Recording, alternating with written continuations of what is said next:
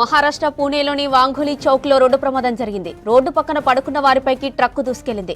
ఈ ప్రమాదంలో ముగ్గురు చనిపోగా పలువురికి గాయాలయ్యాయి. గాయపడిన వారిని ఆసుపత్రికి తరలించారు. మరణించిన వారిలో ఇద్దరు చిన్నారులున్నారు. ఘటన రాత్రి 1 గంట సమయంలో జరిగింది.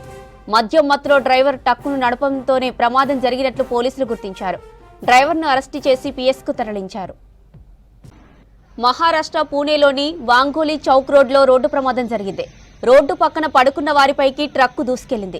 ప్రమాదంలో ముగ్గురు చనిపోగా పలువురికి గాయాలయ్యాయి. గాయపడిన వారిని ఆసుపత్రికి తరలించారు. మరణించిన వారిలో ఇద్దరు చిన్నారులున్నారు. ఘటన రాత్రి 1 గంట సమయంలో జరిగింది. మద్యం మత్తులో డ్రైవర్ ట్రక్కును నడపడంతోనే ప్రమాదం జరిగినట్లు పోలీసులు గుర్తించారు. డ్రైవర్ను అరెస్టు చేసి పిఎస్కు తరలించారు.